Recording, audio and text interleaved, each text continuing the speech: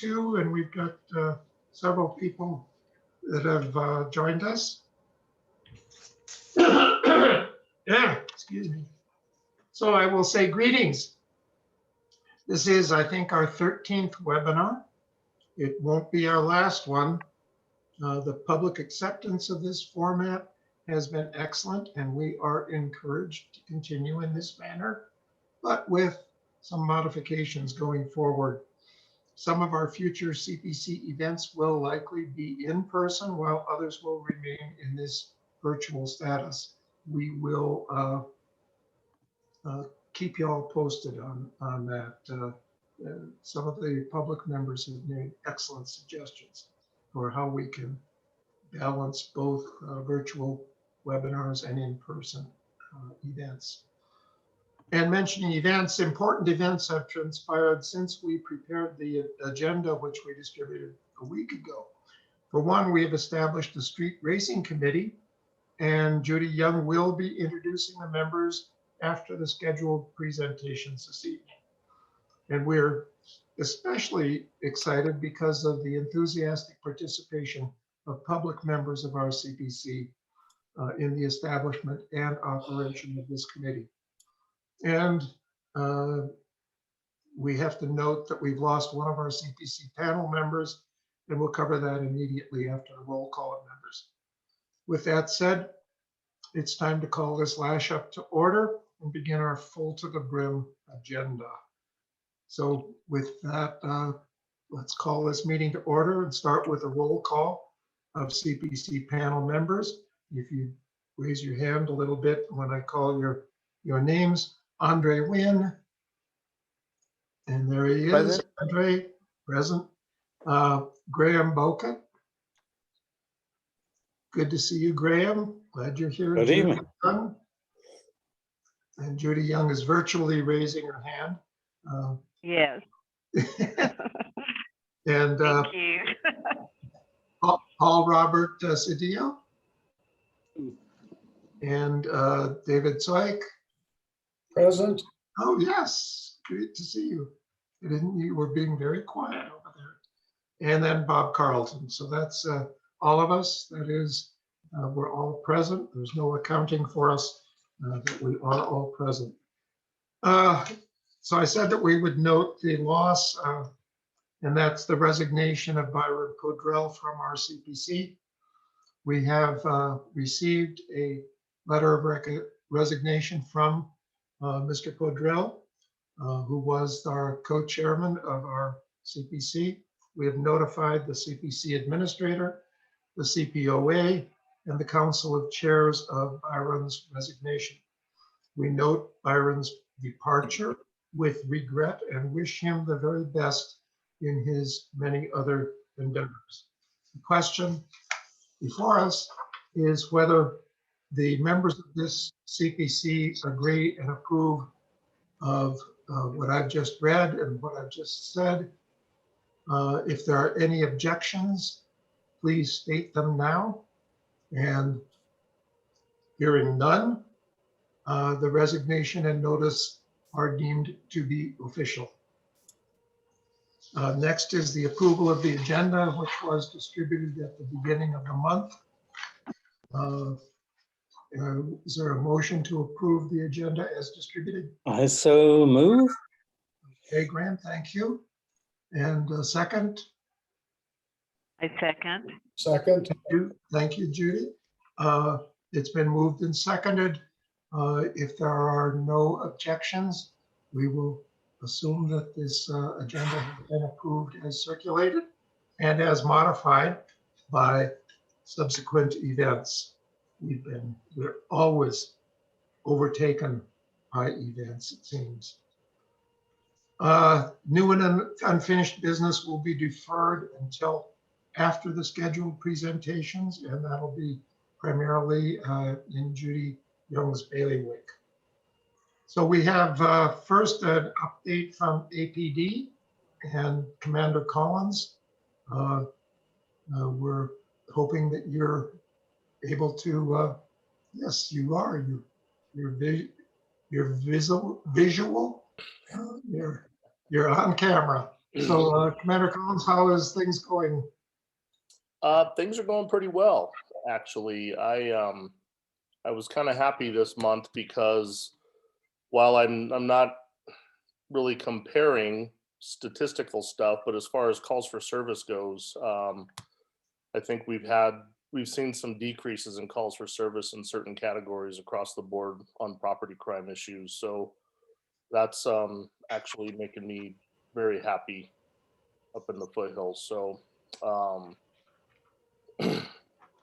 so let me get into, so you all saw the newsletter, I hope, but I can just kind of recap some of the numbers that we saw last month.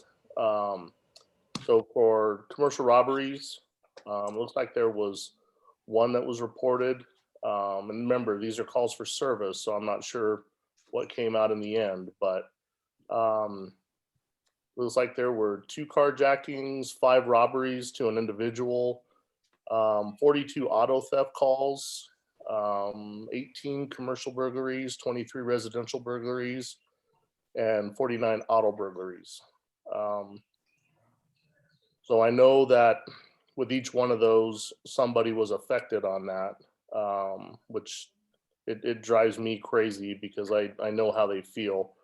But we are seeing, I think we're chipping away at this, and the officers are working incredibly hard to try to hit some of the areas where we're seeing some of the, I guess, the flare-ups, you could say. I'll move into, let's see, uses of force. We had, let me pull that screen up, sorry. We had a total of 15 for the month of April. That puts us in relationship to the other area commands, third. They're 3 out of 6. We had 3 level 1s, 10 level 2s, and 1 level 3. And generally, as we've spoken in the past, that the call type that's associated with the force events is generally family dispute, but now that has been surpassed by disturbance calls. So, and a disturbance can be just about anything. So that's kind of hard to define on this particular sheet. We did have 7 guns taken last month. Better. It's still not good, but it's better. I think everybody's really trying, and sometimes they just sometimes you just can't prevent that. But I think all in all, it's doing pretty well. Let's see. That's about it for the foothills as far as updates on numbers, if anybody has anything. Commander, we did forward or suggested a question about as mask issues from the standpoint of business owners. So if you could comment on that, because some of us are going to not be wearing masks. Some will be wearing masks. Some of us will start again with flu season next year. So this is regarding the mask and the robbery question on the email this morning. Okay, Yep. So for those of you who haven't seen that, it's the question basically was, has there been any effect noted with mask wearing on robberies during the last year? And is there anything for store workers or other customers to be concerned about? So I reached out to Sergeant Holly Anderson. She's the robbery sergeant for APD. And her reply to this is actually there has been no effect on that.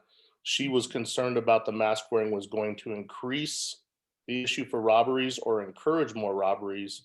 In all actuality, robberies are still in a downward trend, and our success for solving cases relatively the same. So they're having, I guess, pretty decent success.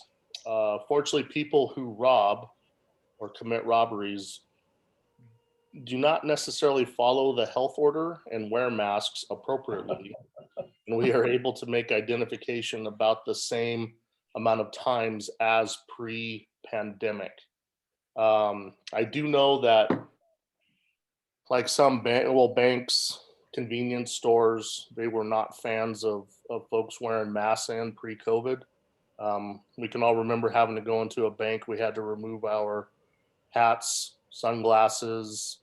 I mean, there's big signs on my bank over here that they just wouldn't allow it. And so we always did it. But now I can see where the concern is, but Sergeant Anderson's really good at what she does, and I trust her judgment on that. And she has that information. That's why I reached out to her on it. But some of these stores had to change policies too, because I know some convenience stores didn't like people wearing masks when they came inside, and for a good reason.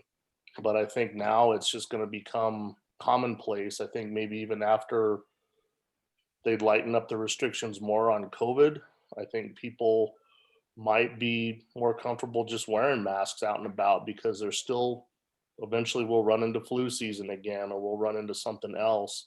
And it could be a thing. So hopefully it stays with that trend and folks aren't going and robbing stores and banks because they can wear masks. But the best thing as a store owner, I mean, the best thing is just to get the general description of the offender if this should happen. I mean, it's going to be kind of hard because I know clothes can change, but do your best. But most importantly, keep yourselves safe in those situations. Money, property is not worth your safety in any way, shape, or form. So, Bob, I hope that answers that question. Yeah, pretty much did. I know when I was responsible for security people in retail stores, I always told them, your job is not to tackle an armed robber. Your job is to keep everybody safe. Yes. And try to make sure nobody gets tripped when they're carrying a loaded pistol or other weapons. Just keep them safe, and if you can, protect the scene of where they were actually active until the police get there, so that nobody messes with evidence. Yeah, we can always replace property. We can't replace you all. I mean, that's just, to me, that priority is just common sense. So. And Commander Collins, we have a sort of follow on to the mask question. Will APD still be enforcing mask rules? So let's say a business has an individual who refuses to wear a mask, and they call APD. Will APD remove said individual? Well, actually, Lieutenant Garrett is the public health order liaison for that. And if he could unmute himself, maybe he could answer that question a little better than I can, because he's the one that's tasked with dealing with that. Great, thank you. Good evening, everyone. So yes, APD would still be called to enforce any of the public health order violations. The trend that we're seeing is we're getting less and less calls for service into us for violations of the public health order. But it is a partnership between APD, AFR, Department of Health. So it just depends on where the call for service goes to. But if we do get one, we will go take a look at it. Great, thank you. And I'm sure that those will continue to be reduced as Albuquerque continues to have more and more people vaccinated and fewer issues with COVID, and I have high hopes for that. Okay, anything else, Commander Collins? No, sir. I think I'm good for now. Thank you very much. And I think we would like to move right along. Do we have our speakers here? Kelly, do we have two speakers. We have Mariela Ruiz-Angel, and we have Erica Wilson. I don't see them up on our screen. Here's, I see Maria just sent a note in chat, I guess. There she is. Yay! So glad to have you join us, Mariela.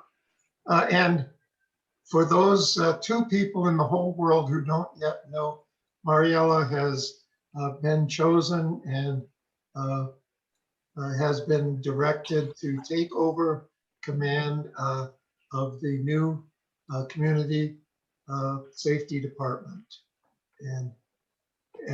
So congratulations. We're very pleased to have you in that role, and that you're able and willing to take time out of your schedule to join us tonight. And No, Eric I'm here. Wilson, Thank you. Eric Wilson, so nice to see you again.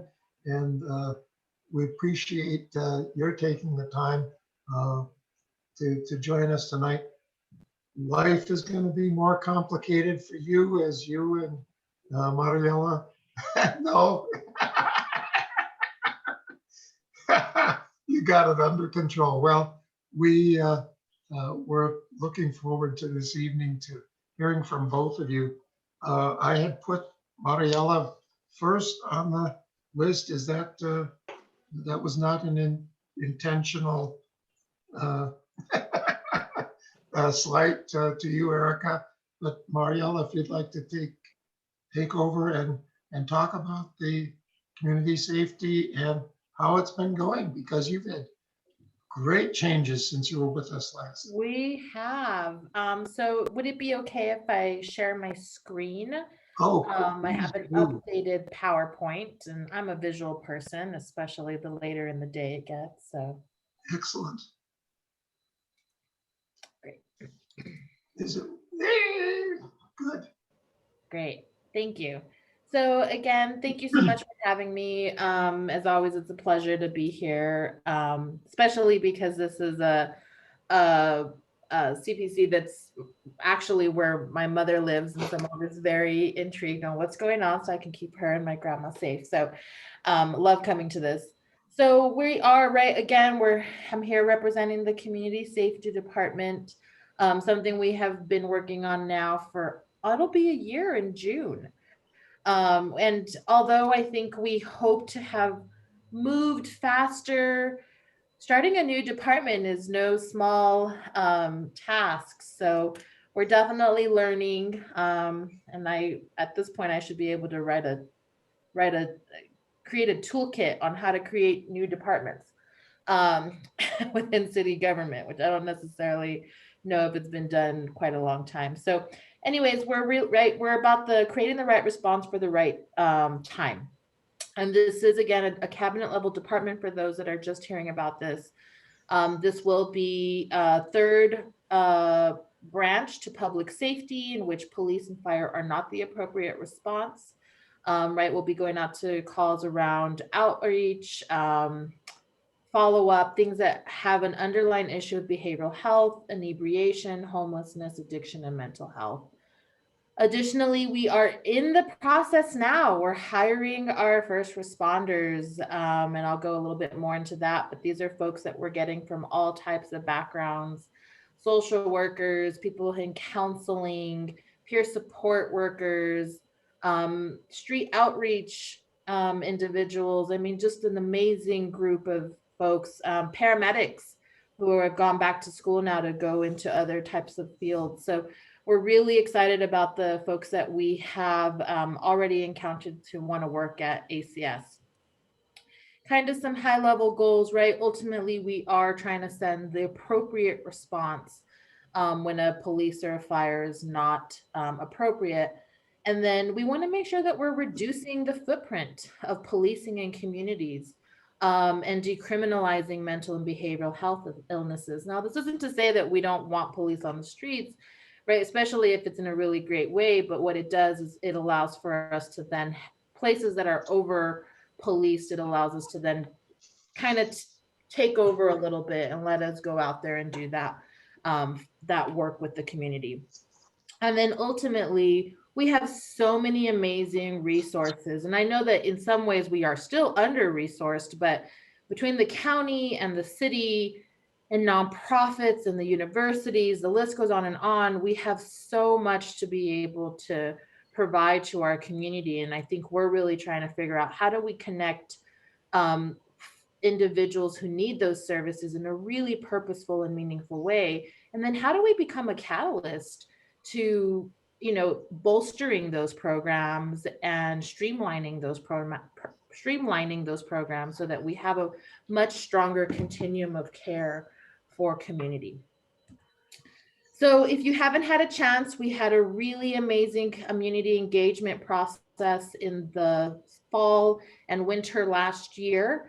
That report has since gone out, so you can find it on our website. You can find it on our social media. If you just do a basic Google search, you can just put ACS Community Engagement Report, and you'll find our much larger report. This is just a quick little snap of what we heard, but we had multiple responses to our survey. We had many meetings with community, and we just had an amazing turnout when we had any sort of engagement event. So what we really were hearing from people were, conversations about, what does ACS culture feel like?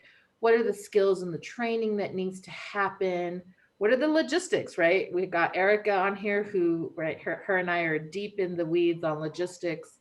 What does it look like and feel like, and so on. So please read that report if you get a chance. It had some really good information. We've also since then created a very small, and hopefully will grow, steering committee, planning committee, and that has allowed us to have folks internally and externally come together. These are all people who have kind of backgrounds very specifically in behavioral health, mental health, criminal justice work, as well as a lot of our own public safety experts internally. And so our hope is to kind of broaden this group out to then include others, and so that it becomes more of a public steering committee in which anybody can come at any point. So we're working on getting that. It's already been happening, but we're hoping to grow it within the next few months. So this is our most up-to-date org chart. This changes because sometimes, we realize maybe we don't need that position, or we realize, nope, we absolutely need that position. And so we've been very fortunate that City Council is being very flexible with us. And so we're just kind of making sure that this is a good fit for our community. So as you can see here, we've got 2 different divisions. We just brought on our deputies. So D. Albert Hall is going to be our Deputy Director of Field Response. He will be starting the last week of May. And then we've got our Deputy Director of Policy and Administration, Jasmine Desiderio, and she's actually started today. So I have her at a whole other meeting. So now I have multiple people who can really be out there. As you can see, we've got our 2 divisions will include, our policy and administration. So we're in the process of hiring that staff. And then on the far right is the actual responder model.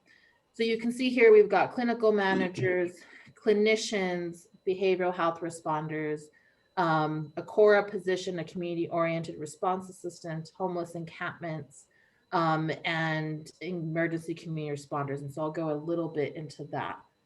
And I don't want to take too much time, but one of the things that we brought in-house this year was our mobile crisis team. This was something that we had at one point contracted, but we're really struggling to find long-term clinicians. The turnover was pretty high.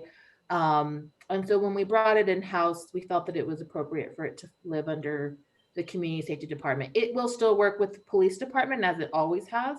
We're just able to really help support these clinicians in a way that will allow them to have a community of other behavioral health workers to kind of, have their backs, and we can support them with the right trainings and the right type of debriefs, so on and so on. our next tier is behavioral health responders. These are non-law enforcement positions. We'll send them out in pairs of 2. And again, these are folks who will potentially, in some cases, go out with police and fire if there's a need. But for the most part, we want them to go out. They'll go out by themselves and be working with hospitals and partners and other coordinating services.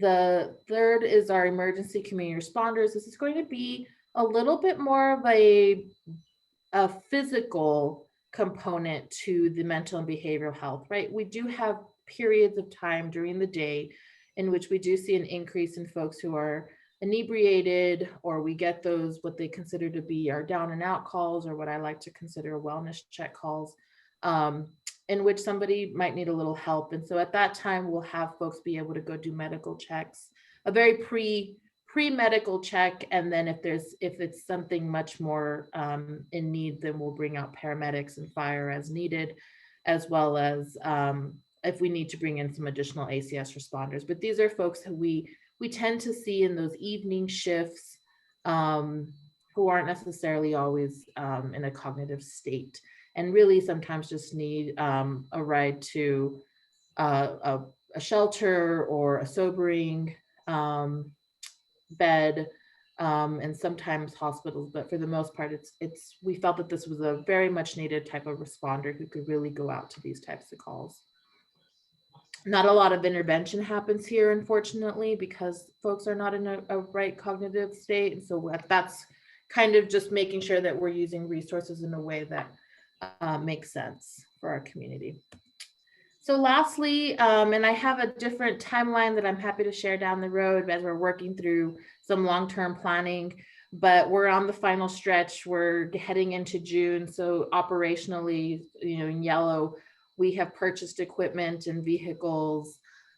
We are in the development phases of our dispatch and policies and transport processes. So we are working pretty heavily and steadily into fiscal year 22 to make sure we get all of this done. And then we're continuing to do outreach, right? It's important. Although we had an amazing community engagement process, the work's not over. We have to have community front and center at all of our conversations, at all of our decision makings.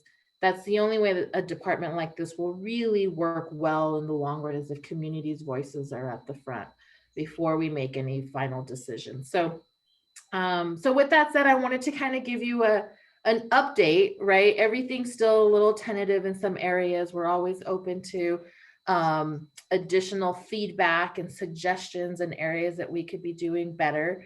And so I wanted to just thank you for having me, for giving an update, and then happy to pass it on to Erica. And then maybe we can do questions after that, or however you guys want to do it. I think that sounds like an excellent way to progress. Erica, if we could invite you to be front and center for a bit. Oh no, the pressure. Okay, good evening, everybody. I'm Erica Wilson. I'm the manager of the Albuquerque Police Department 911 or Emergency Communications Center. We have presented to this group before. I meant to email Bob some of the handouts that we normally do. I will send them to him after this meeting.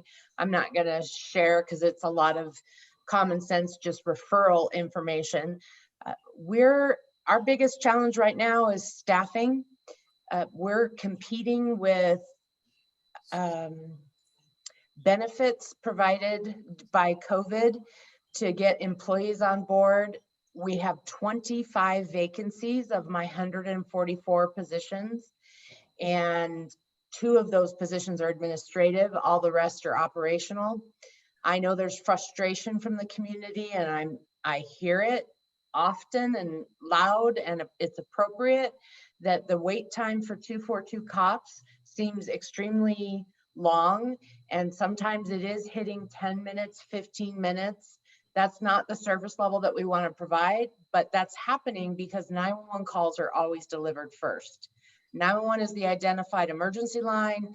242 is the non-emergency line. And so we're hoping over the next year, we can continue our hiring.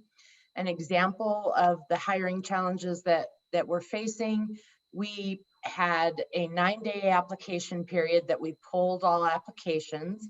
There were 17 applications. Of the 17, 12 people met minimum qualifications for the position. We contacted all 12 to offer them typing and critical testing, which is a multitasking test, and 8 people scheduled. Of the 8 people, 3 no call, no showed the day of testing, even though they made a phone call to schedule this test. And then 3 more failed. So that leaves 2 that are going on to interview.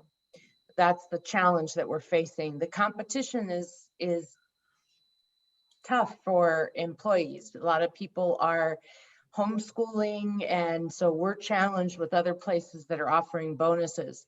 We did implement a city referral. So if a city employee refers somebody and that is eventually hired and works 6 months for us, they can get $500.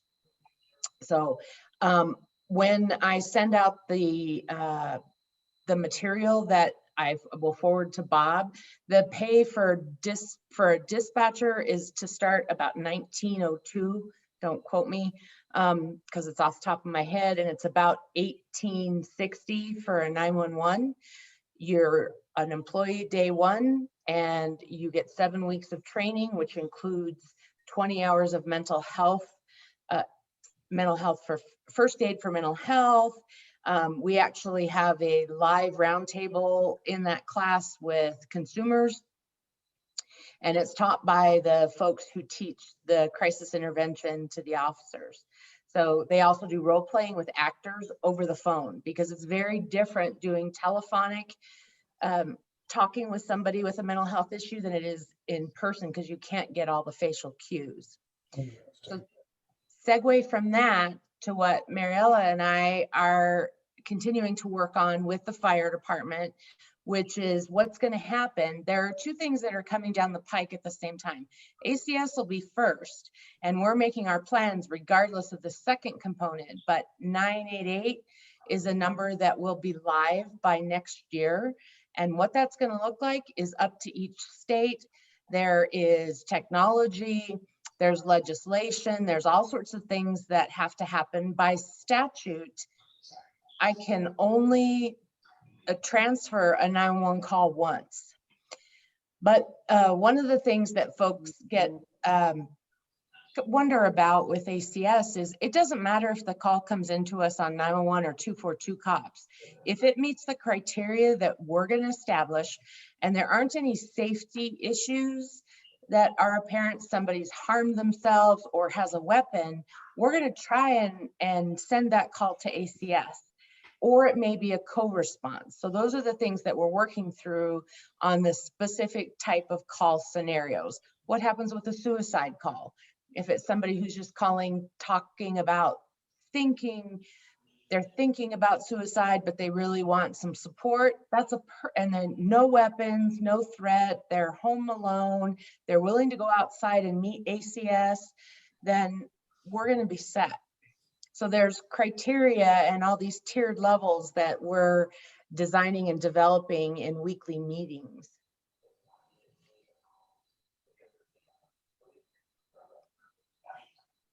You mentioned, I think, and I don't hear very well, but did you say something about 988? 988 is going to be a nationwide, it was passed on a federal level. 988 will be implemented in every state. It's intended for those who need assistance with mental health and crisis type issues, or even it's really intended for all levels of, hey, I don't know where to get my medication. The intention is for it to be wide ranging. Mariela may be able to speak more to it than I have, or than I am. I just attended a meeting this morning about it, and the state of New Mexico we're trying to figure out how we're going to make that look here, and we'll probably partner with Agora and MCAL, because there's funding for it, but how that's going to break out per state and what that's going to look like, each state has the ability to design themselves, which could be messy. But I will tell you that California may do 911 differently than I do here. So there are some core best practices, but it's a pretty wide spectrum and without a lot of federal legislation. So it's going to be up to the states. And the interesting part about 988 is that for Albuquerque, where we do have, especially with us, ACS launching, and the county has programs launching, we actually do have quite a few alternative types of programming in which we will be able to streamline with 988. But you think about 988 in places like Española or right Doña Ana, or these little smaller counties or smaller parts of New Mexico where a lot of them don't have the resources that Albuquerque or Santa Fe or Las Cruces have. And so that'll be a really interesting component to that number. But I think that the team, the group that's come together is really trying to figure out what's the best thing for New Mexico as a whole, and how do we streamline this in a way that actually gets meets people's needs and not just some checkbox that says if call and not really have a solution. So that also includes work with the Navajo nations and the different pueblos around the state. So it's a very large initiative, but just like Erica said, each state will run in a different way. Wow, I'm shaking my head. I can't imagine the complexity that you all are faced with, and it's just amazing. And one of the issues is that Commander Collins and Lieutenant Garrett are on the pointy end of the stick for a lot of these things, and so they're going to have to be extremely adaptable as this goes along. Andre, did we get a couple of questions from the public? Yes, we did, Bob. I think most have been answered. The most recent question is, when will 911 and 242 cop calls begin transferring to ACS? So what's the timeline for that? So the timeline we have proposed is probably closer to mid to late July. I think that we are onboarding and getting people hired now. So if anybody's interested, I can put the job rec application there. We're still looking to hire for this fiscal year, which is 21. And then as we move into fiscal year 22, we'll have a whole new a whole new group of hiring that will happen. So we're going to be consistently looking for folks over the next fiscal calendar. But that'll allow us between now and July, as we have our training component to this, which will include all kinds of really amazing. We've had so many amazing nonprofits and organizations want to help train our folks. And I love it because it really allows for community to have a say on these individuals learning right around, whether it be culture or culture sensitivity, or whether it be around motivational interviewing or mental health. It really allows us to really get the array of training. So we'd like to spend at least a good 3 weeks on training. It's not as long as I think other groups that we've seen, 45 days. Some have done a lot longer, some have done a lot less. We're going to try to, I think for what we have, we'll probably do about 3 weeks. And then we'll be able to start taking some calls. I'm already getting calls, which, is really interesting for me to kind of see what kind of calls we're getting. And again, a lot of these calls don't require a police and don't require a firefighter, and really can be helped on the phone a lot of times, right? Or if we do need to go take a look or help somebody get through a situation because they've been triggered, it allows us to really have those components of support for community who may not have those internal coping mechanisms or those internal support systems. So anyways, with all that said, yes, long answer to question. We hope to really be able to get started in July, and we're going to start pretty specific, right? So like Erica said, I think we really want to try to maybe do 3 months, and we'll try some calls very specific to a certain area, see how that works, make sure safety components. And then once we see if that works really well, then we'll expand.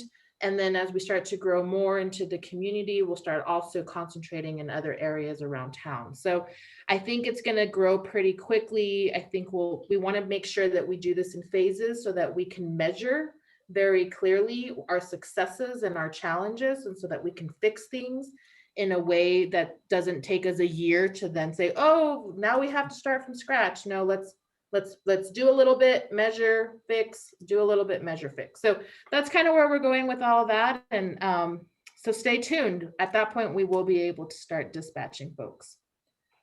And to answer a question in the chat, there was a question if there's structured questions. There's still structured questions that we'll ask about, are there injuries? Are there weapons? Is this occurring now? And we'll still follow that structure, but then we'll deviate off into asking additional safety-based or screening questions to see if it meets the ACS criteria.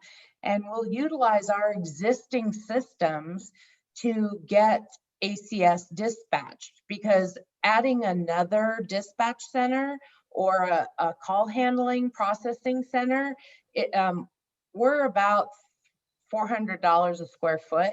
So we're very expensive. And for Mariela to create this while she's trying to build a department as well, we're going to do our best to support them. We're also going to have to do quality assurance to make sure there are calls that we're not either oversending, taking feedback from her, determining where we need to change that question or rephrase that question. My staff, because they have taken the mental health training, do know that it's okay to ask, are you diagnosed? Are you on medication? To ask those questions, it's not an offensive question. We ask those questions of description. So the calls will be coming in from to 911 and 242 cops for now.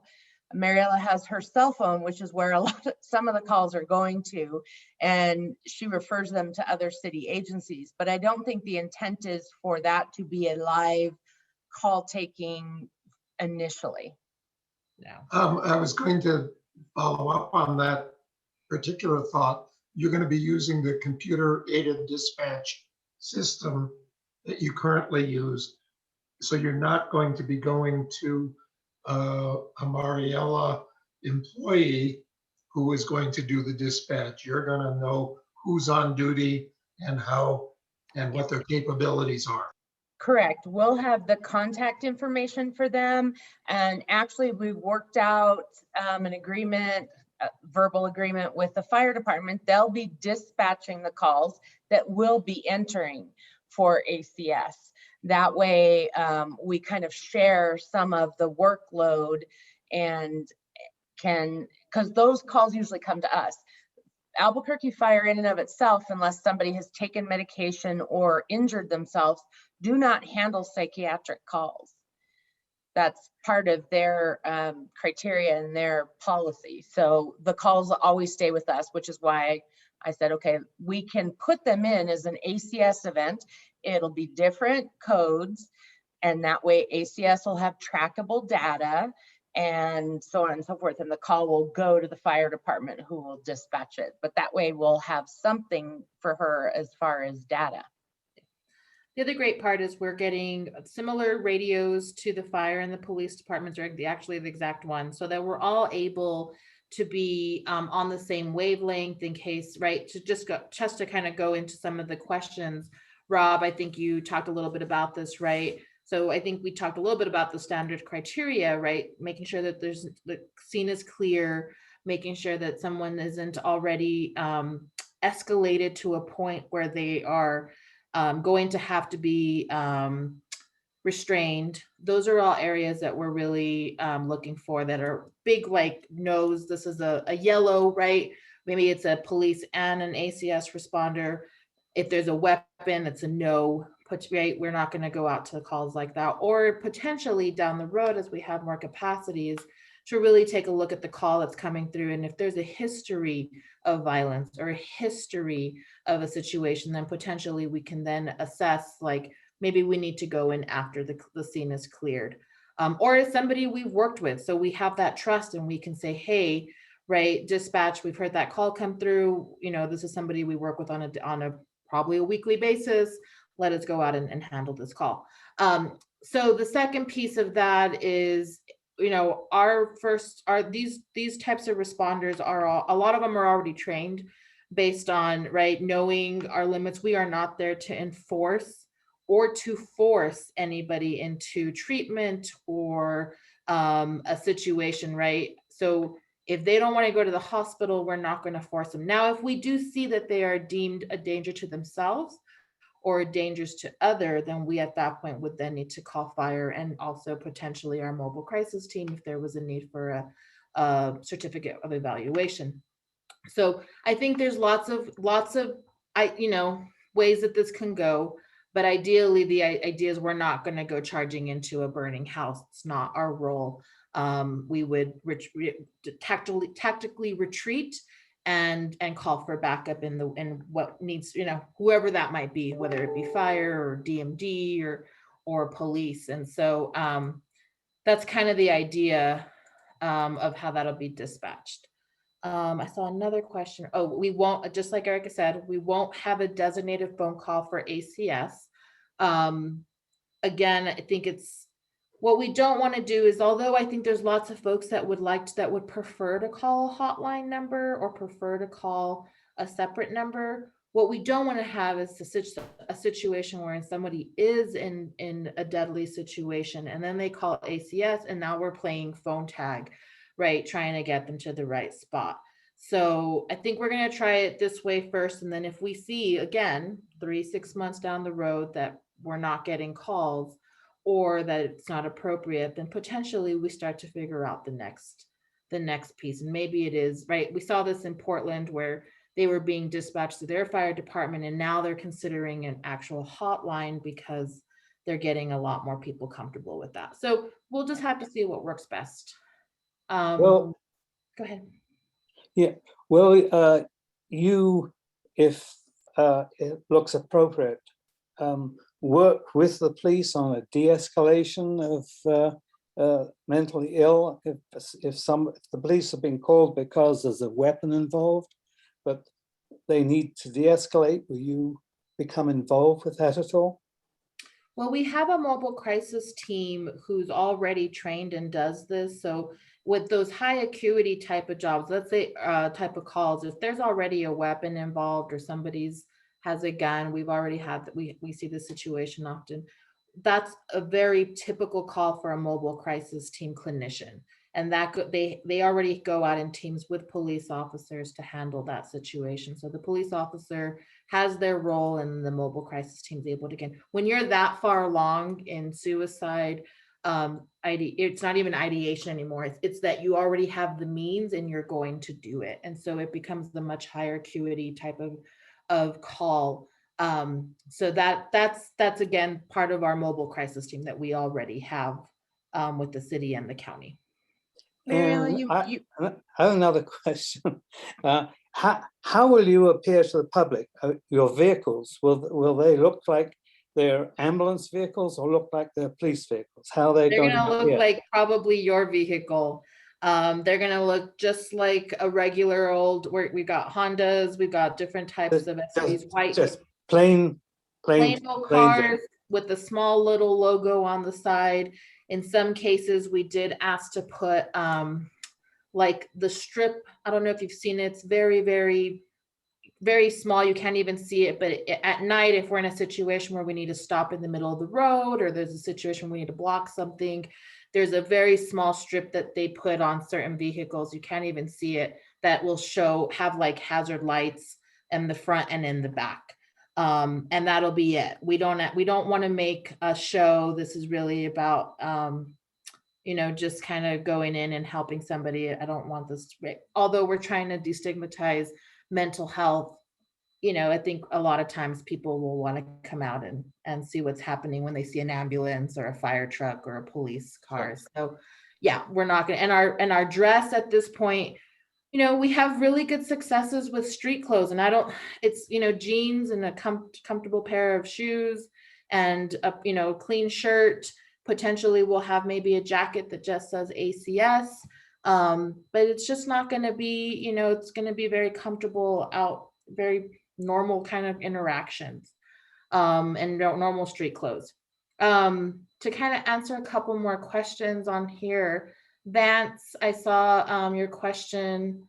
My deputy directors have not had a chance to do ride-alongs with police. I've spent probably a good at least 3 years, 3 weeks to 4 weeks combined doing ride-alongs with police, mobile crisis team, fire, the list goes on and on. So I've had a really great opportunity to really get to know a lot of our amazing police officers and the work that they're doing out in the community, and just to get a chance to talk to them about what their thoughts are about this and where they think that we can really come in to help them.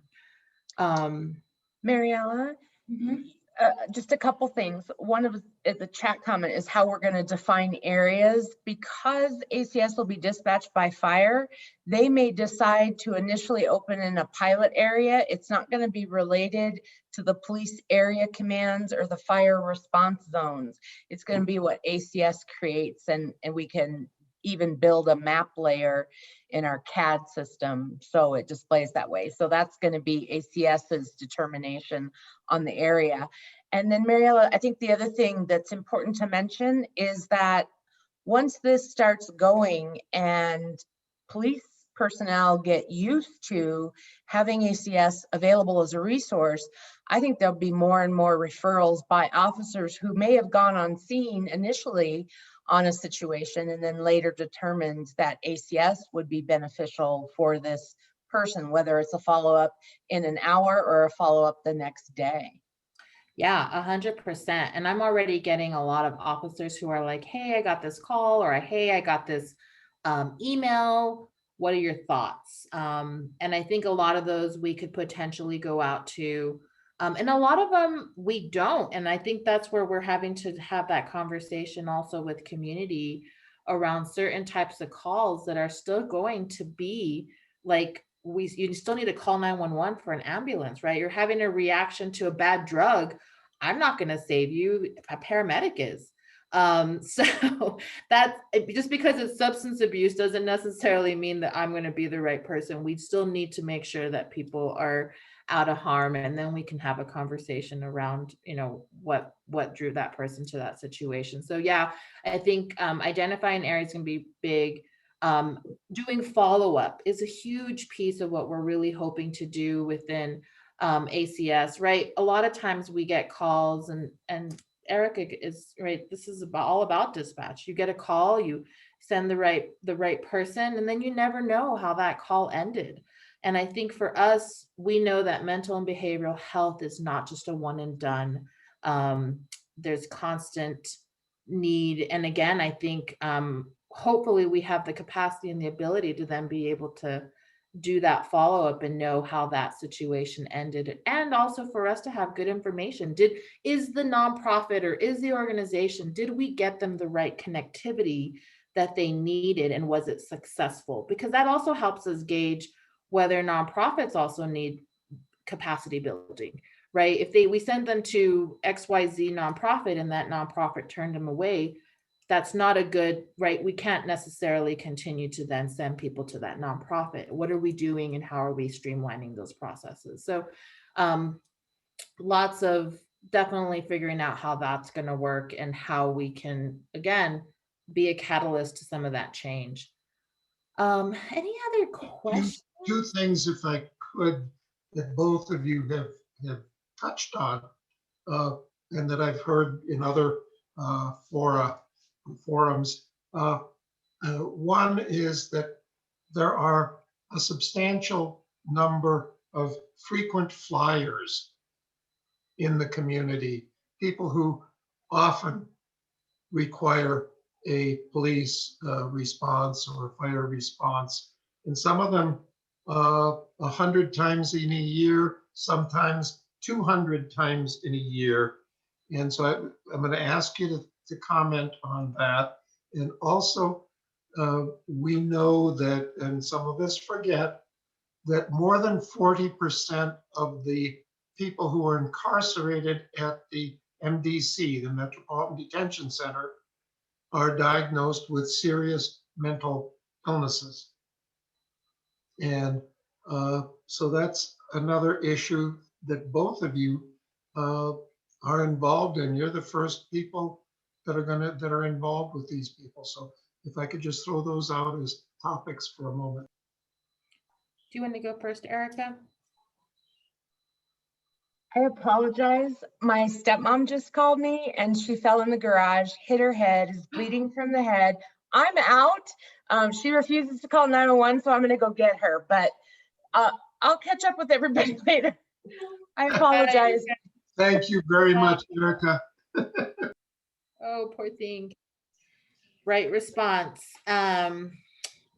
So I can kind of give a little bit of background on that. So we actually are working pretty heavily with a group of providers, the county, the city, and even folks that are from like the DA's office and from legal aid, who are helping us work very specifically with those high utilizers of a 911. And so there is an ongoing group that we tackle. There's about 75 individuals across the city who land in this very specific group. And they're the ones that very, in and out of jail, in and out of hospital.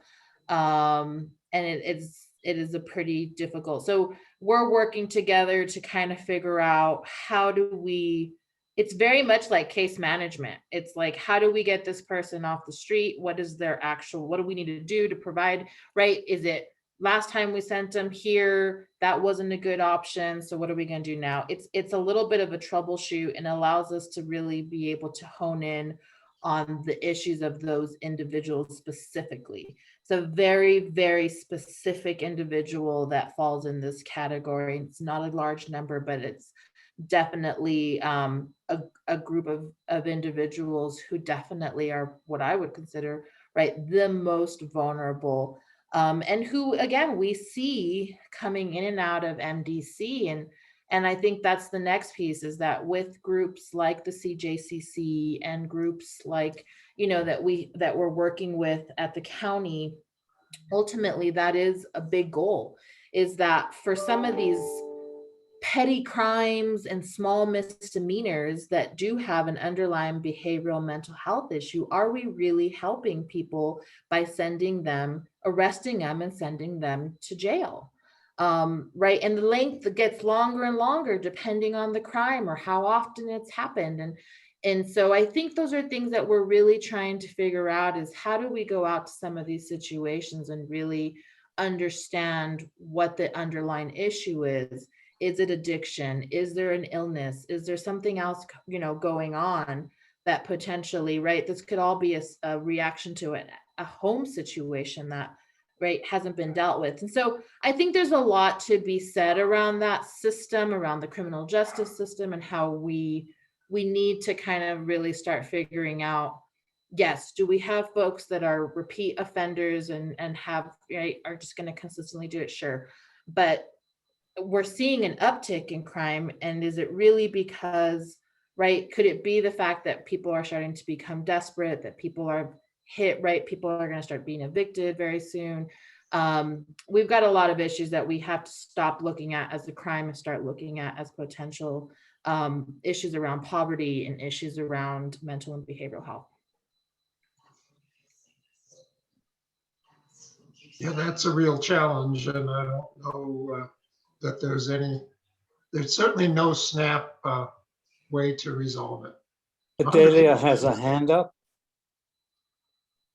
Hi, quick question. So with this new office, is there a way you can have like an maybe like an open door policy or for family members of mentally ill people? Because I have a brother-in-law who has schizophrenia, and you know, our worst nightmare is that, you know, something happens and you know, he ends up deceased. Are you going to have some support for family members where we can reach out, or just have just support?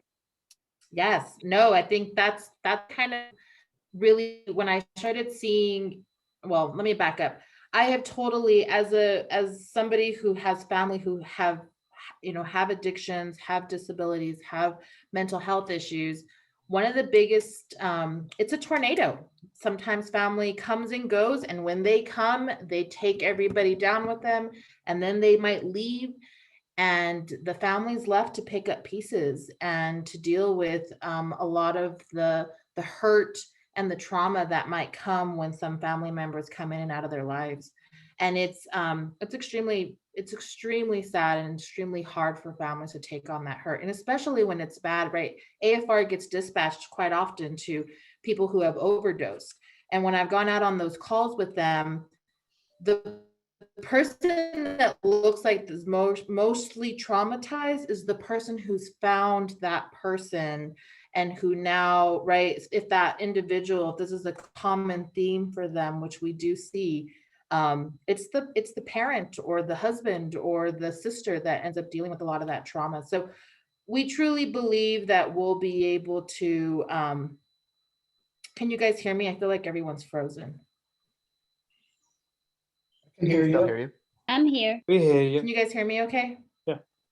Yes. Sorry, it looked like everyone was frozen. I thought it was me. I think we'll really be able to assist, right? It's really about the entire system. When we talk about social work and public health, it's about, right, figuring out, assessing the situation, figuring out the trauma that happens within the family, and then even the community and how they absorb some of that trauma as well. So thank you, Idalia, for your question on that. We definitely want to be able to support families in their need and education around the situation. A lot of people will blame themselves for things like that, and it's not their fault. Thank you.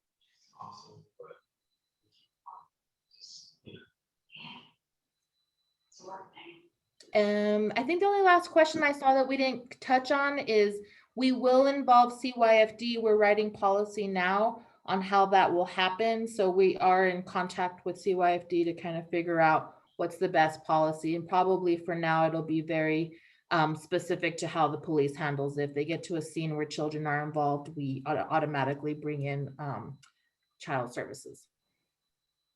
Mariela, could I ask you a question about record keeping? What is going to be the clearinghouse? Because I did evaluations with UNM, and one of the things that was really problematic is records were not kept, and it was very, very difficult to get any type of history. So what is going to be the clearinghouse for record keeping?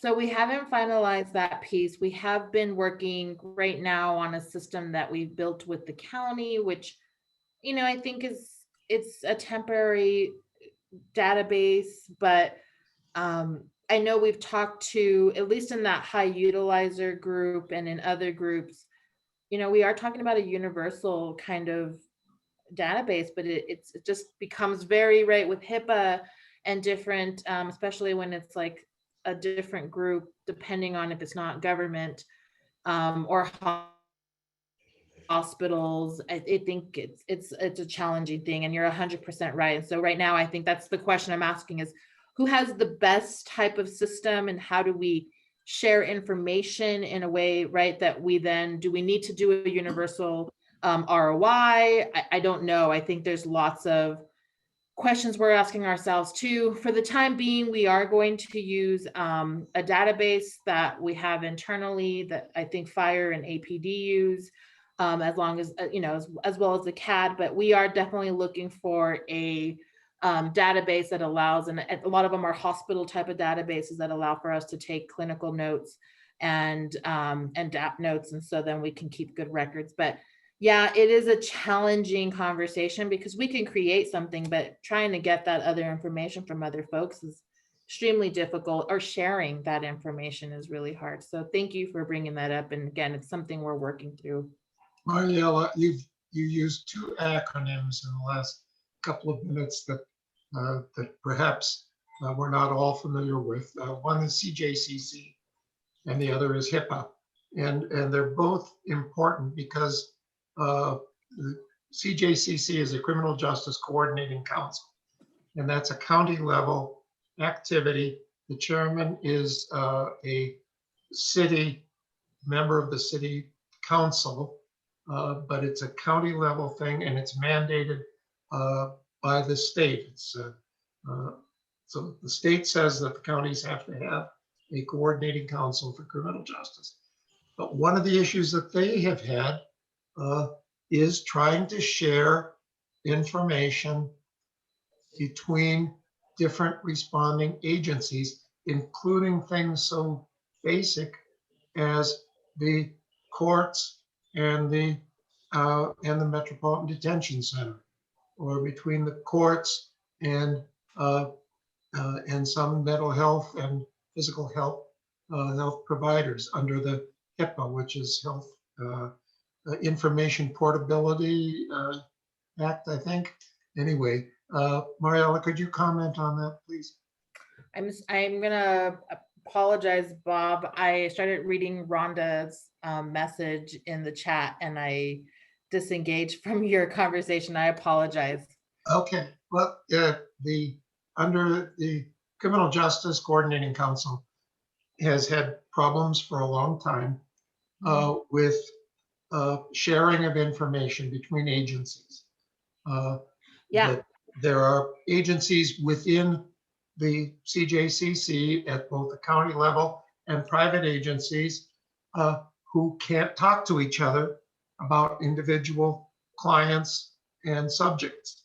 And so that's one issue. Another issue is that sometimes in the process of a person being swept up by emergency services, their documentation gets lost. Yeah. And there was no, I don't know if it's still a problem, but there was no way for the Metropolitan Detention Center or other agency to provide new legal state level identification papers. So if you could comment on those sorts of issues. Sure. No, you're 100% right. I mean, that's where those conversations about creating universal sharing agreements, and I think is something we've been trying to figure out to, how to create an MOU that allows us to then do that with the city. The problem that I think we get into is that and as community should, is that once we start sharing information with city, I think there's a fear that then potentially certain departments would then have access to additional information and utilize it against people. It's clearly a very a big fear from partners. And so I think again, I don't have the answers to it because we've never seen it really done well. And so I think that we're having those conversations with lots of these organizations and these groups to kind of figure out what is the right process and how do we get there? Because the how is the hardest part. I think we know we all want to be able to share information and help each other out so that we don't start people from the very beginning every time. So that's definitely on it in the works. And then the second piece is, we constantly see people whose information and documents get destroyed or get lost or get soiled or whatever situation might be. And then, it sets them back, not just within the criminal justice system, but like for lots of things, housing, food stamps. I mean, the list goes on and on. So it's definitely a situation where we're trying to figure out, if we can't get them a temporary something, how do we then help them along the way to get them those documents back in hand? But since COVID, I will say, and I'm hoping it'll speed up, but to get replacements on Social Security cards and birth certificates, it used to take a couple months. Now it's like 6 months. So it's definitely a process that we're having to work through. And we hope that we can try to get folks who can do that kind of help on the spot. versus having to then send them to MVD or DMV, where it does take quite time. And, you know, it's hard for them sometimes to walk into places like that. So we're working through some of that as well. And of course, every issue like that ends up as a potential problem that the person's going to have in their next interaction with the police. And then it takes the officer who's responding off the street for hours or perhaps days because of the situation that they've gotten into. Yeah. Interesting. I wanted to just, I know we're spending so much great time on this, which I love. Thank you guys for engaging and listening. I wanted to concentrate a little bit on the behavior, on the drug abuse situation that we saw. And I think Rhonda, want to acknowledge your comment around mandatory drug rehab. I think lots of us who have seen what drugs can do to a person would love to see that. I don't necessarily think that will ever happen anytime soon, unfortunately. And so I wish that again, I've lost friends and family to addictions. And so I totally understand where you're coming from on that. And so I don't have the answer to what that's going to be. I think we get those calls. That's probably the number one call I've been getting right now, is the concerned parent or the concerned sibling that says, my son, my daughter, my mother, right, is going through this situation and I don't know what to do. And unfortunately, not myself or any other behavioral health, social worker, counselor, therapist can force somebody to go into rehab. So it's definitely a tough subject to talk about. And again, we see people coming in and out of jail all the time. And sometimes that, and I've met folks who have said, I got clean because I was in jail for so long, right? And I didn't have access to drugs. And then I've had others who just, the minute they got out, it got even worse. So we have an epidemic of drug abuse, and it is not getting any better. I'll say that much. So I don't have the answers for that. And then Nancy, in regards to your question on mental health workers and the shortage, we totally acknowledge that. I think now that everyone's like on this, right, we need to boost mental behavioral health workers. We have been having conversations with our School of Social Work from NMSU to NMHU and all the other universities around the state around pipelines, and how do we help with tuition reimbursement and incentives for people to then go into these type of professions, so that we can have that very clear pathway into jobs. And more importantly, we're not starting our responders at what the normal rate has been the last few years, which is like in the 20s and 30s K, which is really very, very, very low for anybody and any job. So we are starting our behavioral health responders at a much higher salary. And our hope is that we can really encourage others across the state to start doing that as well. We have to start prioritizing, and we have to start paying people who are doing a different kind of first responder, but just as important and just as life-saving as being a firefighter or a police officer at times.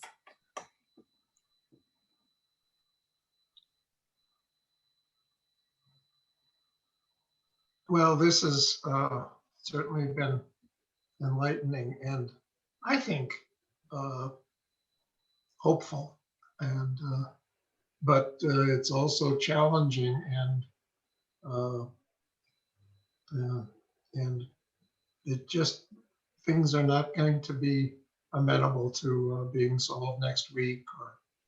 Or I'm one of those who believe that we never really solve problems permanently. I mean, it says the 10 Commandments didn't solve all of the moral issues that we're facing people of 3,000 years ago. So we aren't likely to solve all of them. But we keep working at it, because if we don't,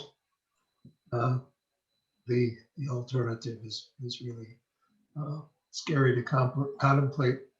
Were there other issues that we should be bringing forward to Mariela? Or should we move along to the Street Racing Committee? And I Other just thing?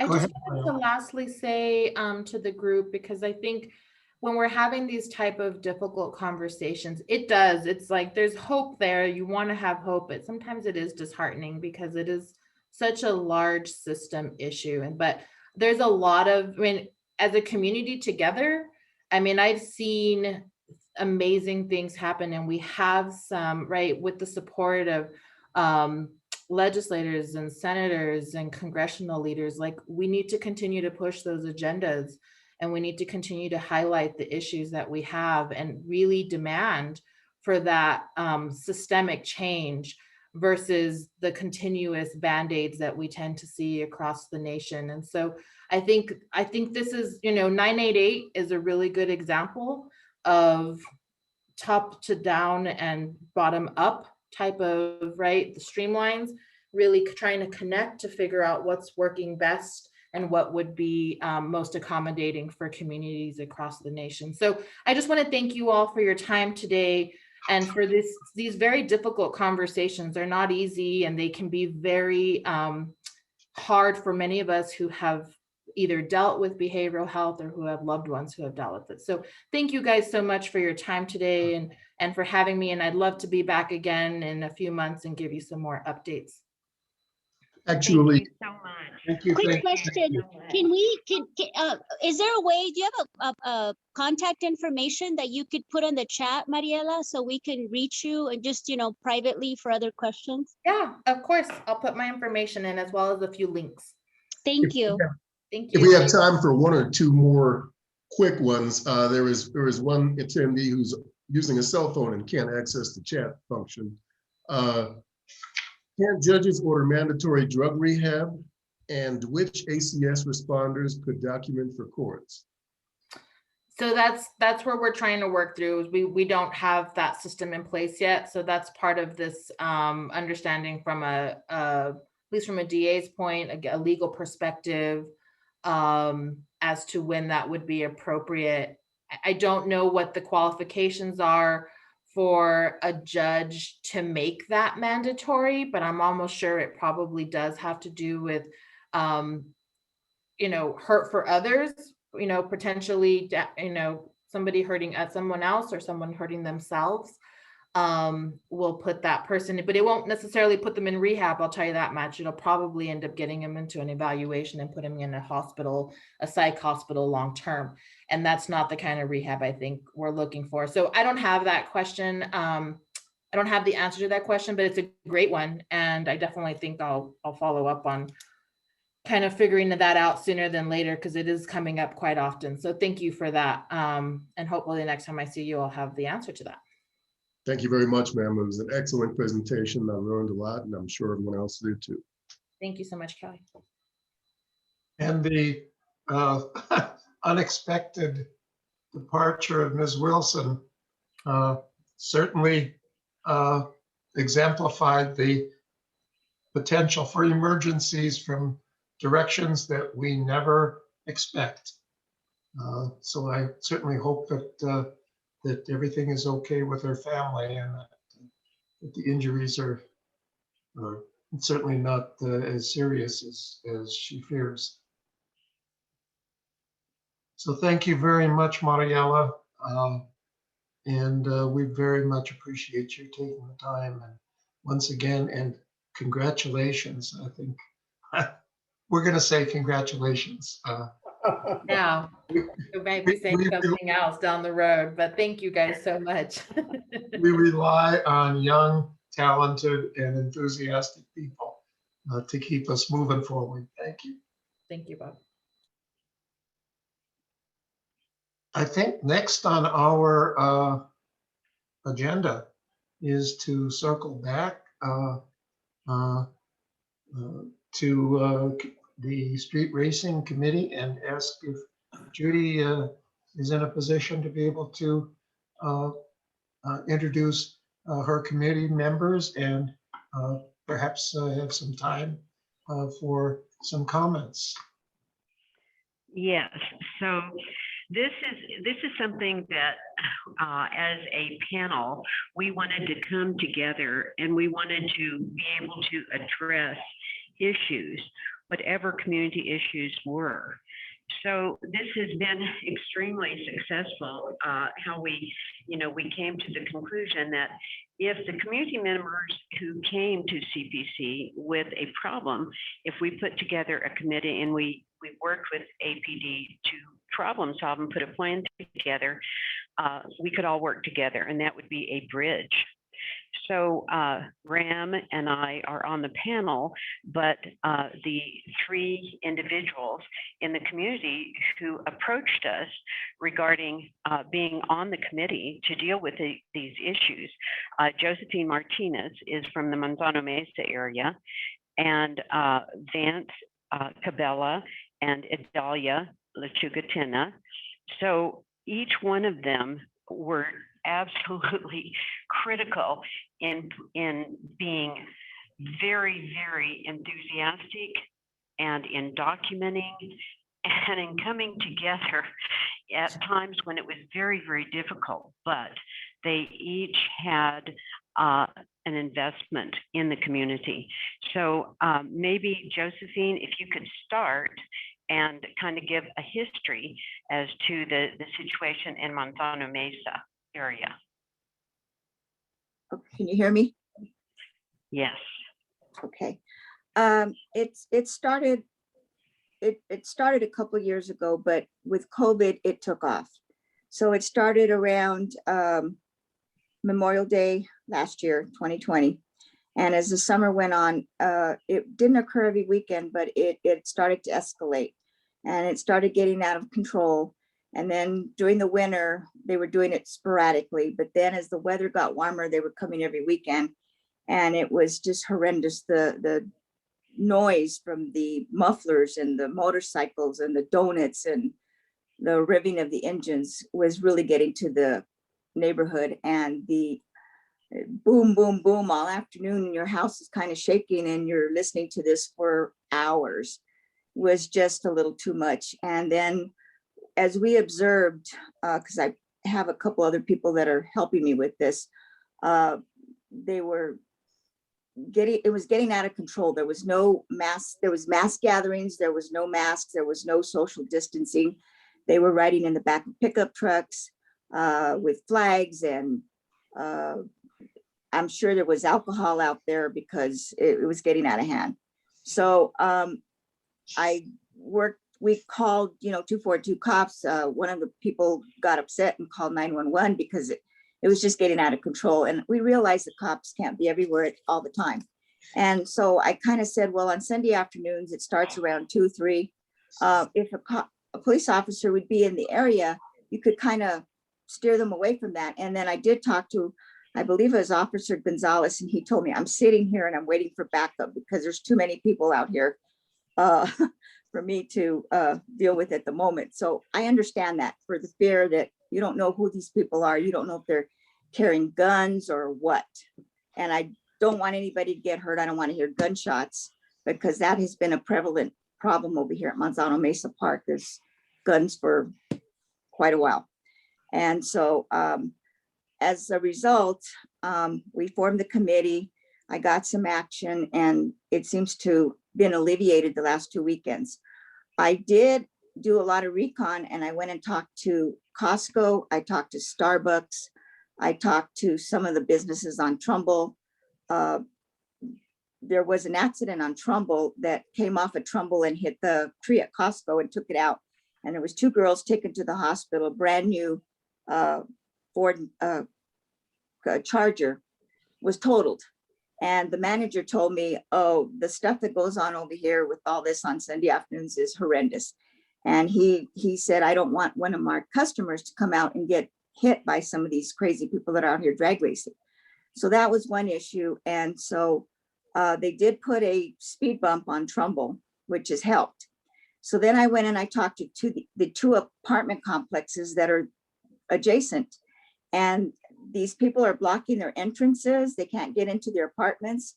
They said they had called and called APD, and they finally stopped calling because they never saw anything happening to stop it. And then they were afraid that they would be retaliated against. And I told the manager, I said, they don't know who's calling, and the police don't give that information out. So they were very thankful and really appreciative that I came to talk to them. And I haven't been back over there, but I can tell you that they're probably a little relieved as to the last 2 Sundays that this has not taken place. So that's the synopsis of what's been going on over here. Yes, and so this is what we want to do. We want the most effective policing is community policing. When the community comes together with the police and we problem solve together and solve a problem. And so this is an ideal situation to demonstrate what community policing is. So Adalia, I think that you had a similar situation. So could you speak to that? Yes, thank you, Judy. So, my husband and I live up here in Tramway and Montgomery-ish area, and, across the street, I don't know if you're familiar with Caracol Plaza. They have a voting center there. They used to have a hot yoga studio there, a Subway, and a bar. Anyways, we've seen that since last year. It's one of the main gathering places for drag racers. So we've called the cops. And it was just 2 for 2 cops. I didn't call 911 because, it wasn't really an emergency, but I've asked for the CID, the CAD numbers, just so we can kind of track how many calls, how many times we've called. But at one point we went up to the balcony on the 2nd floor and we saw about, it was probably like 150 people. And a lot of cars, they all had lights, and I don't think they were using alcohol, but there was definitely some illegal substances like drugs, maybe like, ecstasy, and, but it was a huge gathering that we could see just from our balcony. We did call the cops, and what the cops said is that they couldn't do much because they weren't hurting anyone. And that they were aware that that is a very organized group.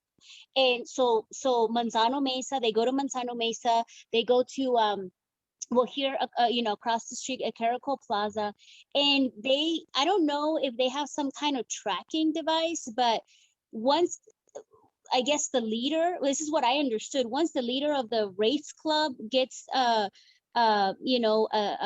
tip, they all leave, and they leave right away. It's just like back to back, like fast. So they're very well organized. And by the time they came, and the cops did show up, but by the time they came and we saw the patrolling, everybody was gone. But they did say Caracol Plaza is one of their main places where they gather for, at least an hour. And then they take off. And so we were able to kind of count. So it's like the 2nd and 4th Saturday of the month, just kind of tracking, on the calendar when we see them. So they're super organized, but yeah, they speed. I'm driving my convertible sometimes on Montgomery, and young people just pull up to me, and then they want to race me, and I just roll down my window. I'm just like, no, but it's all the time. So we're going to keep on calling and reporting, keeping the CAD numbers of APD. And then, I think that together, and now, Judy, now that you formed this committee, I think we could really do something, because it's so dangerous. It's tramway, people are running, people sometimes, will have their bikes, just getting a late exercise. It's just dangerous. So. And so, see, and Adalia is talking about the northern end of the command, and Josephine is talking about the southern end of the command. So this command area, is a long rectangular strip, and yet I think just since the community has come together from one end to the other, and we've worked with the police department. I think it's been extremely effective, and we will continue, to monitor this. Vance, could you speak to what, you wrote a stellar letter regarding, when you went to review the area last weekend and the difference, between what you saw. Could you speak to that? Absolutely. I think Josephine ran them all off on her own. I think that's what happened, because after our meeting, I went there May 2nd, 6:15 p.m. to observe the park. My mother lives in the mobile home parks there. I used to attend at Manzano Mesa Park itself. I'd attend the gym. I was there before the housing communities were built, so I know the area very well.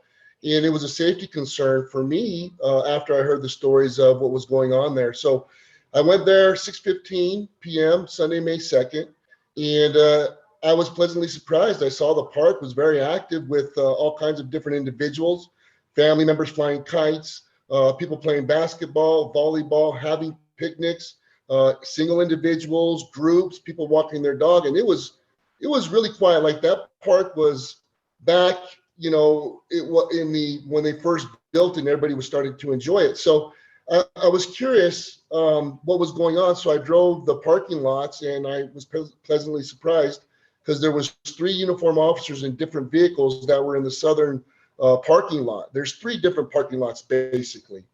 And so I pulled up and engaged the officer and asked him, hey, how's it going? What's going on? And started talking to him.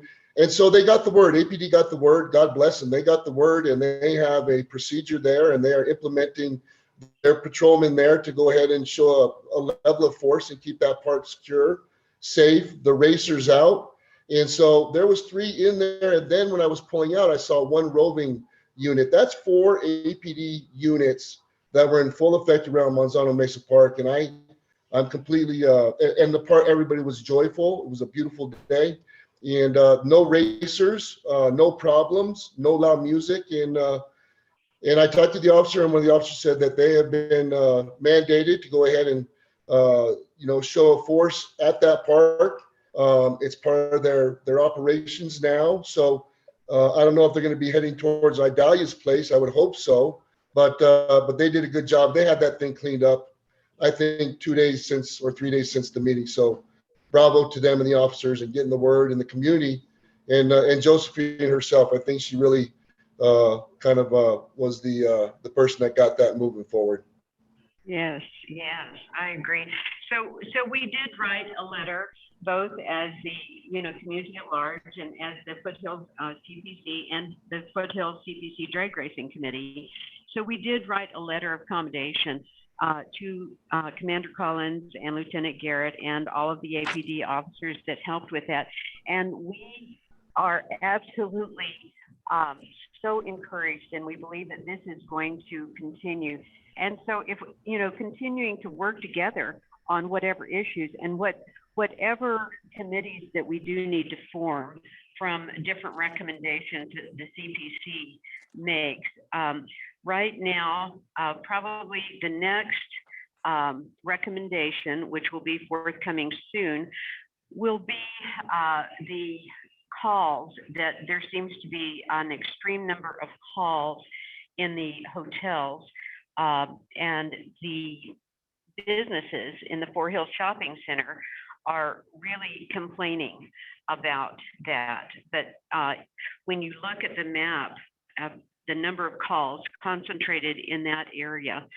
So, we will probably work together with the businesses in the Foothills Shopping Center and other community members and form a committee, to address that issue, because that seems to be the next big issue, in the command area from what we're hearing from community members. So we want to invite community members to actively engage with the CPC and with APD in problem solving and whatever issues that arise. And that's what we're doing. And this is truly a success story. And I just truly believe that it's going to continue to be. So we want to thank Commander Collins and Lieutenant Garrett so very much, and all of the officers who have worked so hard. Absolutely. Judy, Absolutely. And if you I know, could just- one thing, so, you know, I'm also on the board for my neighborhood association here at Glenwood Hills. And, you know, we've discussed this before also. Do you think it would be beneficial to draft a letter from our board as support? I can get that done and then just, you know, to start accumulating support, paperwork, letters. I mean, I don't know, Commander, would that help? Is that something, you know, I don't know. What do you think? Maybe the commander could speak to that. Yeah, Are you still on? before he says it, I just wanted to say, we love the support of our neighborhood associations. But Yeah. they need to go, our comments and our words need to go to the city administration, to our elected officials, because I don't think the commander has total discretion over budget and personnel. Yeah. Can I want to say something else. Lieutenant Garrett has been instrumental in helping me, and he's been very gracious, and so has Commander Collins. And I worked with Commander Aragon and Commander Winsonet, and they've all been extremely gracious and helpful to me. And so I appreciate it. You have no idea, because as Vice President over here at Mariela, I hear it all. And there's days I want to pull my hair out because there's nothing I could do about it. But that being said, it's been a lot quieter over here, and I'm sure that everybody's very thankful for that. And anything that we can do to help the community, because, you know, I have the businesses and the other neighborhoods that are surround here, and they're just, I haven't talked to anybody this week, but I'm sure that they're very, very happy with the results. And the other thing that I really want to say is that APD seems to get pulled into this, which it's part of their issue, but the Parks and Rec people really need to start answering, because they need to be out there on Sundays to really see what goes on. And sometimes, and that's just not Sundays, it's holidays, 4th of July, it's crazy over here. Yeah. So that was one of my issues with the Parks and Rec department. And I guess there's other areas involved. The senior citizens, senior affairs is involved. The people that run the pickleball course, there's several entities. And that being said, the Little League is also have experienced a lot of stuff going on over there with the homeless, you know, getting into their stuff. They've had their equipment stolen twice. And so I talked to Mr. Smith, and he was very appreciative that I was trying to do something about it. So, you know, I do a lot of talking. I spent a lot of time on this. I spent 3 days on this last week. So, you know, it takes up a lot of my time. And so I just wanted to really thank Commander Collins and Lieutenant Garrett, because they've been instrumental. And I believe the officer I spoke to was Officer Sanchez. I'm not sure, because I spoke to several officers, and I also spoke to the state police. And so everybody gave me a little bit of information that I didn't know about. So I just want to put that out there. But Judy? Speaking to what Adalia was addressing, I believe that was very, very helpful, because, you know, if the Parks and Recreation does not step up to the plate, and as well as other city departments, you know, that need to be also involved, I think letters from the HOAs and the neighborhood associations and CPC, and I believe that we need to come together to problem solve. And so, Adalia, thank you so much for that suggestion. Well, thank you. And you know what I was thinking too, you know, it would not be a bad idea to have invite our county commissioner and our city councilor of all this area in the foothills. I know it would probably be and you just kind of have a little like question and answer and seeking for their help, and have a special meeting on them, because number one, it's a city issue. So we need our city councilors, but I think they overlap. I know in this area is Judy Jones And then more down, it would be probably Don Harris.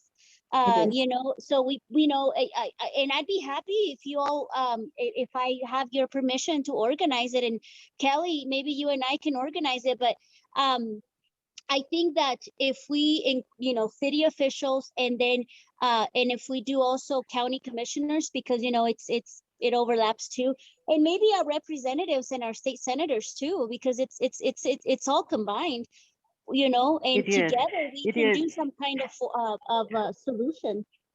Judy, Yes, can and- I speak? Sure.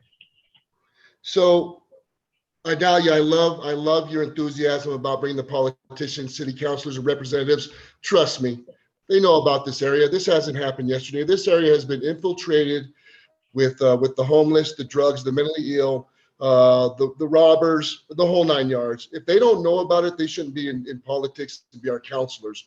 So I agree that maybe we need to make them aware and maybe have some liability. But anyways, what I believe is going on, I think that my recommendation is, you know, I don't know how they allowed that smoke shop to be implemented right there by Smith Shopping Center and the oil change. Number one, that smoke shop has more traffic in and out of it than any other business in the area. That's a small shop like that. And I'm talking about late nights. They're really making a lot of meetings there. They're in my observation, there's a lot of drugs that are being sold right on that corner, and there's a lot of activity. Those people also, they huddle behind the Smiths and the bridges there as well. And APD and the fire department's been running them out for years. So my call, with all due respect, is the lady that was on earlier, Mariela, I would like to go ahead and implement ACS and her deputy directors and the mentally health, because these are mentally sick individuals on those corners. I know at least 25 of them. And so when they talk about mental health, these are prime examples in those parks underneath the freeway. And so if ACS is going to go ahead and start integrating, I recommend that they start right there on that tramway and central corridor in that park and start working their way that way and start cleaning up. Because I'm having to see APD out there every morning and AFD out there every afternoon, you know, clean these parks up. And so if there's not a violent crime and it's mental health, I think that's the pinpoint location to start. And APD can go ahead and start maybe canvassing that smokehouse. Thank you so much, Vance. I appreciate it so much, because see, it's the community working together. And Vance, when you said, you know, that the Palace Smoke Shop, I have heard from teenagers, you know, that go to Manzano Mesa High School. And these are teenagers that know about the community. And they said that smoke shop, you know, everybody knows that that is a drug dealing central location. And yet, you know, I mean, if high schoolers are telling me that, there is something. The other thing is that the Beehive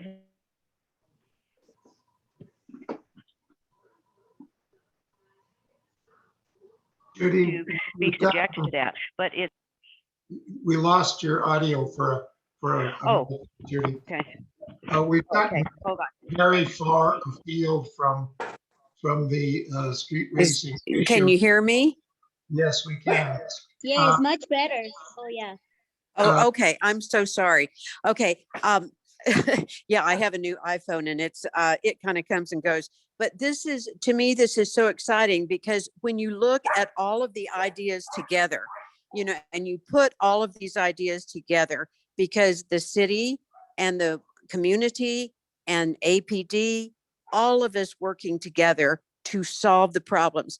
And they are problems that really need to be addressed. And when we all work together, I believe that we can have the same success that we had at Manzano Mesa Park. I'm counting on it. And I think that just working together, and I just thank each and every one of you. And I thank you, Commander Collins and Lieutenant Garrett. You've been working so hard.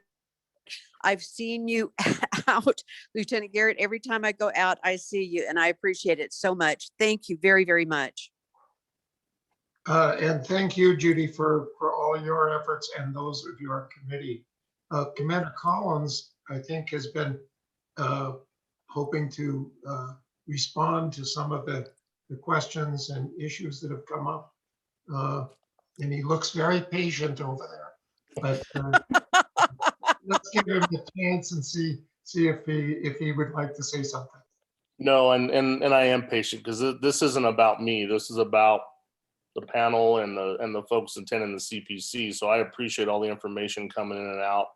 And for the Manzano Mesa, I want to thank you all for getting me the information that I needed, because then I was able to properly deploy resources to that area. And Lieutenant Garrett and his team, they actually adjusted their schedules to go work the Manzano Mesa issue, which is very helpful, and they're very good at doing that. So thank you, Sean, for your guys and you getting out there and taking care of that. We are going to continue that for the foreseeable future. And I have directed swing shift and graveyard to conduct field briefings at 2 o'clock and 10 o'clock. So that way it just kind of keeps a constant flow, hopefully, of marked units in the area. And I think let me ask a question. So Idalia, on the Caracol Plaza, what times, you said Saturdays, like every second and fourth Saturday, is that the pattern you're seeing? About now, it hasn't happened in the last month. I think because, well, we've called, right? But it's around, gosh, I don't know. It would probably be like around 10. 10 at night? Yeah, but sometimes, around 10. And then you see it's like a flashing lights, and it's like a party. Okay. So Yeah, around big 10, party. huge party. Oh yeah. And engines, it's a show. It's a production. Okay. Let me I'll get to work with my graveyard lieutenant and his officers, and even the latter half, because that actually, my swing shift actually overlaps from 10 o'clock at night until midnight. Graveyard comes on at 10 o'clock. So there's that 2-hour overlap. Can I text you can I email you, or can I text you and say, Commander, they're like, it's happening right now? Would that help? Or Sure, it would. Yeah, because that would give me real time information. yeah, what's a good number I can text you at? It's 553 Uh-huh. 2241. 2241. Okay, excellent. Thank you. Sure. And just if I can add one little thing to everybody, Idalia's talked about how quiet Caracol's been, and Josephine has talked about, and others have talked about how quiet Manzano Mesa Park has been. Tramway connects kind of those two areas, and the last 2 weekends has been silent. Yes. Tramway. I heard yesterday, I heard one motorcycle go by. It wasn't racing, but one motorcycle in the evening. And a week ago, I heard one motorcycle. I don't know how much actually did, but there was one that revved his engines and, and that's very different from 20 or 30 or 40 zooming back and forth. So kudos to all, because you not only had an immediate effect at those two locations, but the connection between them really, really improved. Yeah, I can attest to that too. We always joke because we live right by Tramway in Montgomery, and we always joke, oh, it must be Friday, you can hear the motorbikes and the screaming Japanese ones. And it has, and of course, the hot rods you can hear, or sports cars, whatever's making that noise on Tramway. But the last 2 weekends, it has been quieter, definitely. So as you say, I believe when the community comes together, yeah, it's to do with the corridor. Yeah. And the fact that you and Bob go driving around to check things out, Graham, and I just want to thank you, Graham and Vince and Adalia and Bob and Lieutenant Garrett. Man, I'm telling you, you're out there all the time. Commander Collins. I mean, to me, this is just very, very inspiring, because this is what it's supposed to be, is the community coming together with APD and all working together to solve problems. And we've got some other problems, but I am very, very hopeful that these problems are going to be solved. And to me, it's very rewarding. So I want to thank each and every one of you. Thank you, Bob, and thank you, Graham. You're welcome. Andrew, your turn. I think what other questions? Because we kind of got, and to be fair, my dogs blew up when my wife walked in, so I did miss a little bit of it. I think it was, yeah, little dogs. So I think, Adalia, you had a question about writing some type of a memo or a letter. I caught part of that. Yes. Do you think it would be, I mean, if we say I got Glenwood Hills Neighborhood Association because I'm on their board. If we were to, because I know they complain about it too, right? Because we've talked about it at our board meetings. And if we were to write a letter in support of, our concerns about the racing, and that, I'm kind of the representative for, say, Glenwood Hills at this, Foothills CPC.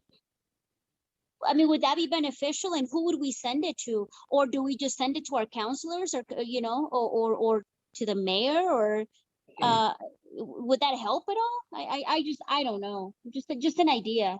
Well, and I think for me, the big thing is just knowing the information, like what Judy's talking about, is that we all get together and we solve problems together. I think I'm aware of now a pattern that you've noticed of the street racers over in your area. And that kind of information is critical to me, because I am kind of low on some resources as far as officers go, and they're incredibly busy with calls for service. So being able to try to best target those specific times is helpful. So I'm aware of it. I can get that information to my lieutenant, that way it kind of focuses his response. And then I can also get with Commander Veers, who's the commander over the traffic division, because they're running an operation now, and they just had it on the media. The Speeding Has a Name. They're focusing on drag racing. I just received an email today about loud mufflers. They're focusing on loud muffler citations. Right.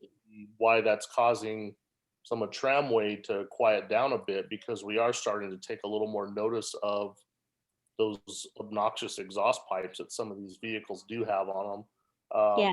Well, and they also have the windows tinted super dark. Yes. Like black, and I know that's illegal. Yes. And then they have the license plates in the back, covered with that plastic that it distorts the license plate. Because when that young kid was trying to race me, I called 242 cops. I rolled down my window and I told them no, and I said, I'm gonna report you.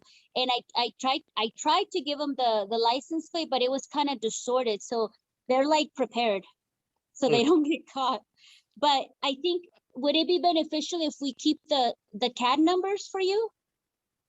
You can, yeah, that would be helpful. I think the main thing is just communicate with me on when you're seeing things, and then that way I can shift resources over to that area at those times. So then if you start seeing a change up because the big one for Manzano Mesa was Sundays. That was kind of the gathering day for Sunday. So Saturday, and I recognize weekends tend to kind of when everybody gets involved in this, but specifically for Manzano Mesa, it was the Sunday, which was perfect information for me, because Josephine had said around 2, 3 o'clock-ish is when they all gather. So then I was able to get officers in that area at that time to try to have that effect on that particular that issue, that challenge over there. So it's just a constant communication. I mean, you can email me, text me, just so I know. And then if you see something start becoming an issue, just let me know about it. That's really where it starts. So thank you, Commander Collins, because boy, that's what makes a difference, is the community coming together. And And that is exceptional that you would, lend that to us as a community to, that's amazing. And so thank you. And thank you, Lieutenant Garrett, and thank you each and every officer. It has been stellar. And we appreciate you very, very much. I'm glad. Thank you for that.